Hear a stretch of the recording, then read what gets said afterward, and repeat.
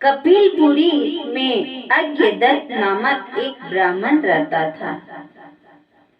कपिलपुरी एक गांव या राज्य का नाम था। उस राज्य में अज्ञदत्त नामक एक ब्राह्मण रहता था।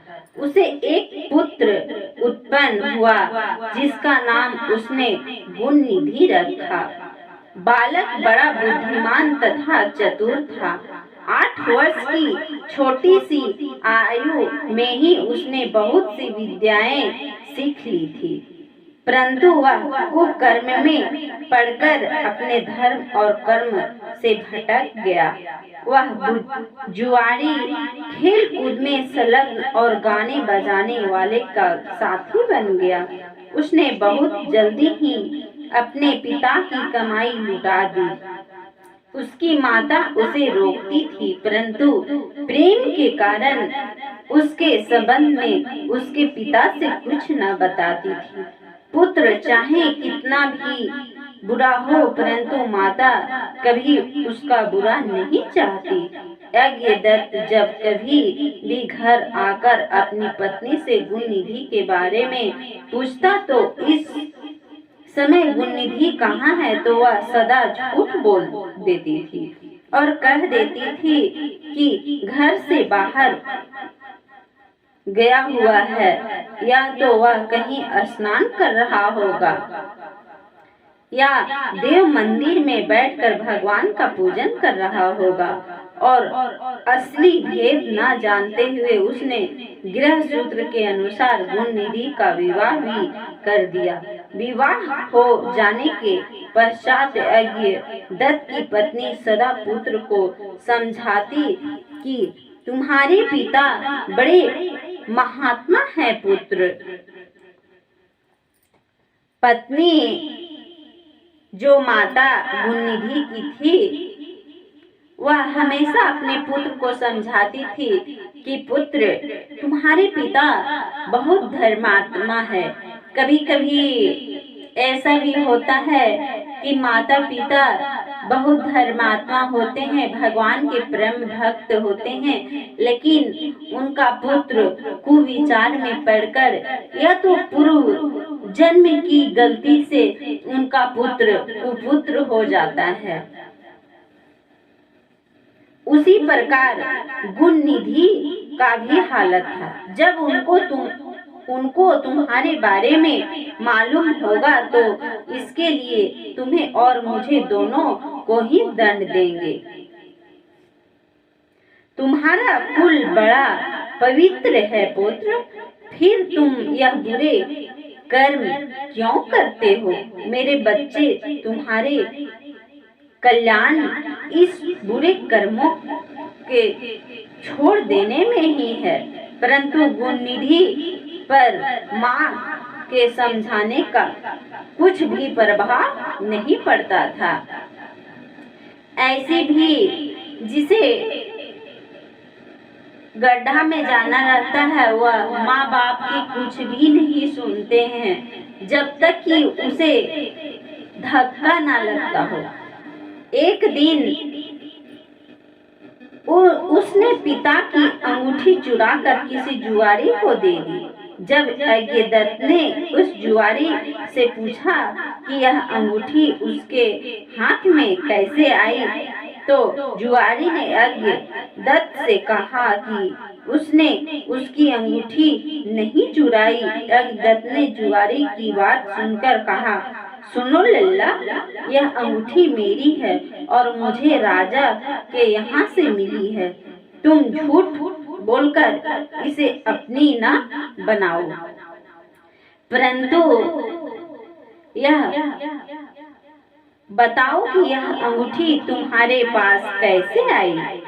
अज्ञदत्त की बात सुनकर जुआरी को क्रोध आ गया। उसने गरज कर कहा, जो सच सुनना चाहते हो तो ध्यानपूर्वक सुनो। यह अंगूठी तुम्हारे पुत्र गुणनिधि ने मेरे पास जुए में हारी है। उसने यही अंगूठी ही जुए में ही नहीं हारी, बल्कि आज तक जुए में बहुत से साधन चुरा कर हारा है। आप जितने ही सज्जन साधु धर्मात्मा हैं, आपका पुत्र उतना ही बड़ा बदमाश है। आप इतने बड़े विद्वान होते हुए भी आज तक अपने पुत्र की करतूतों को नहीं जान सके। वह जो उसका दोस्त था, वह सब अज्ञदत्त को बता दिया, गुण निधि को पिता को बता दिया। जुआरी की बात सुनकर अज्ञदत्त की मारे लज्जा के बुरा हाल हो गया।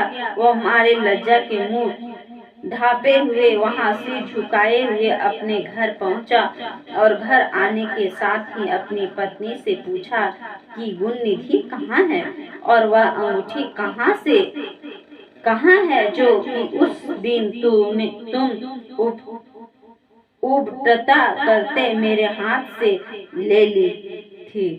अज्ञदत्त की बात सुनकर उसकी पत्नी ने उत्तर दिया, वह अंगूठी मैंने यहीं कहीं रख दी थी। अब मुझे याद नहीं आ रही है स्वामी कि यह अंगूठी कहाँ रखी थी।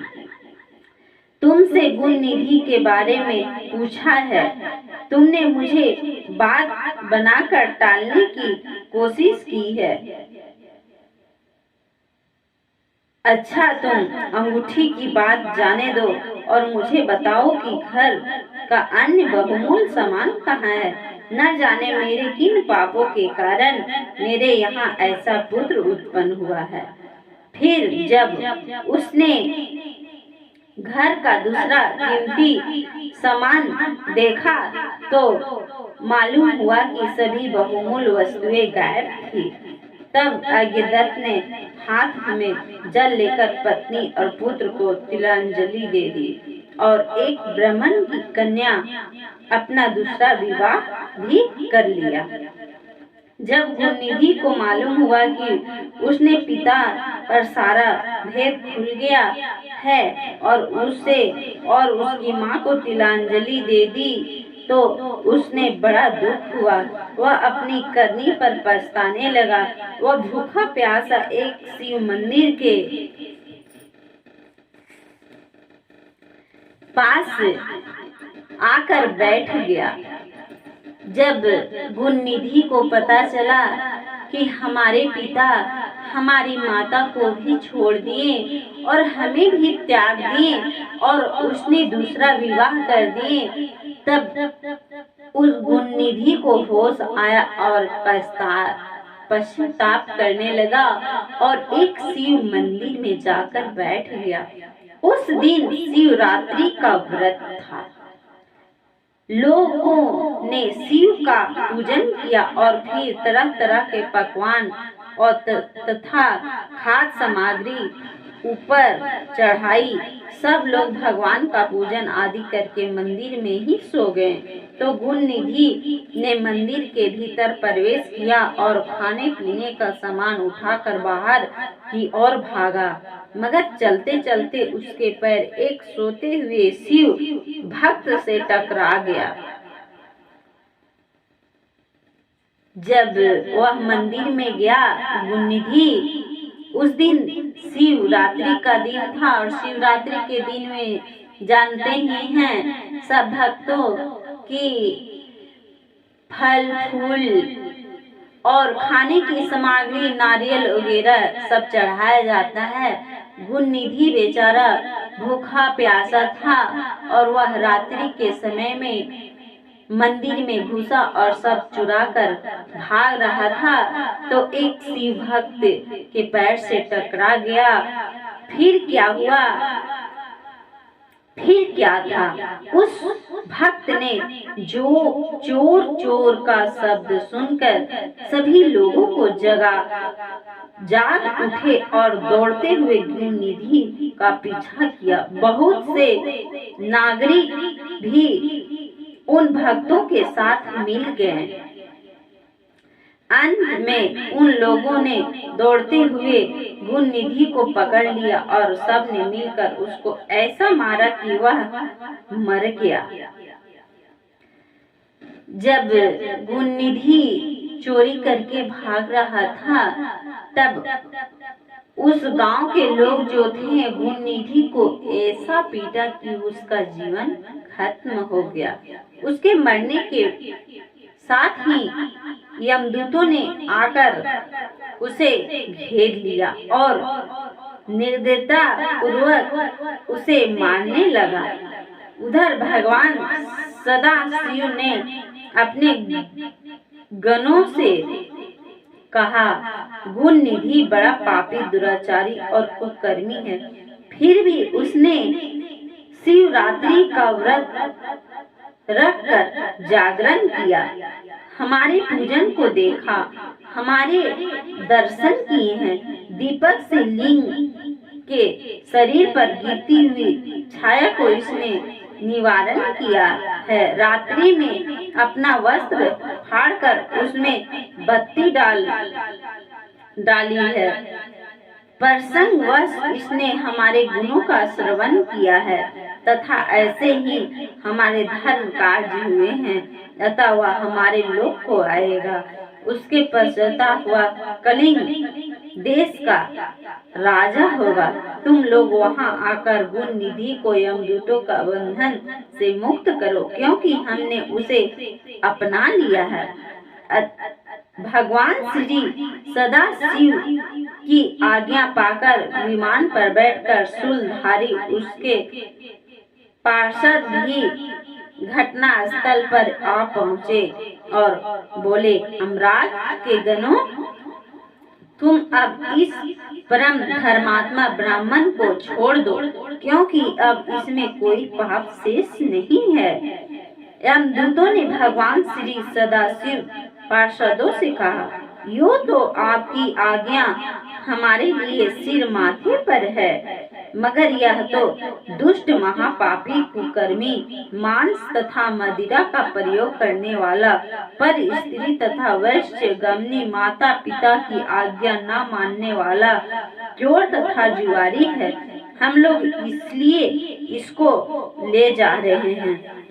यमदूतों की बात सुनकर शिव के पार्षद ने कहा, तुम मूर्ख हो, यह ब्राह्मण पापी नहीं है। इसका सबसे बड़ा धर्म तो यह है कि इसने पुराना कपड़ा जलाकर शिवालय में प्रकाश किया, रात्रि भर जागरण किया, स्थिर चित्त से शिवालय के द्वार पर बैठकर इसने भगवान श्री सदाशिव के पूजन को देखा और हरि कीर्तन को सुना। इसलिए भगवान श्री सदाशिव की इच्छा अनुसार यह राजा बनाया जाएगा। और इस प्रकार कहने के पश्चात भगवान श्री सदाशिव के पार्षद गुणनिधि को अपने साथ ले गए। यमदूतों से मुक्ति पाकर गुणनिधि भगवान श्री सदाशिव के पार्षद के साथ विमान पर चढ़कर शिवलोक को गया। यमदूतों ने जाकर सारा वृत्तांत यमराज से कहा, जिसे सुनकर यमराज ने कहा, जो भक्ति भस्म रमाए हुए हैं, रुद्राक्ष की माला धारण किए हुए, शिवलिंग का पूजन करता हो, श्री सदाशिव के गुणों का गान करता हो, छल से ही सही उसके पास बिल्कुल ना जाओ। यमराज ने भगवान श्री सदाशिव के प्रणाम करके कहा, आप इस अनजाने दोष को क्षमा कर दे। कहा गया है कि कभी भी हमारे भोलेनाथ जो हैं वो परम दयालु हैं। भक्त कैसा भी हो, लेकिन भक्त को भगवान अपना लेते हैं। भक्त क्यों ना दुराचारी पापी कर्मी हो, लेकिन उनको भगवान अपना लेते हैं। भोलेनाथ इतने भोले हैं कि उनको सिर्फ आप याद कीजिएगा तो सदा आपके साथ रहेंगे। गुणनिधि ना कुकर्मी था, लेकिन फिर भी उन्हें अपना लिए। जिस तरह से रावण इतना अत्याचारी था, लेकिन शिव का परम भक्त था, इसलिए भगवान ने उन्हें दर्शन दिए और शक्ति भी दिए, लेकिन उसको अहंकार के चलते रावण को विजय नहीं प्राप्त हुआ। और शंकर भगवान को यहाँ तक कि नहीं, शंकर भगवान को कैलाश पर्वत से उठाकर रावण लंका ले जा रहा था। इसलिए कहा जाता है कि शंकर भगवान हमारे बहुत ही भोले भाले हैं। शंकर भगवान की जो चर्चा करते हैं, गुणगान करते हैं, उनको कभी भी भगवान दुखी नहीं करते हैं। बोलिए हर हर महादेव की जय।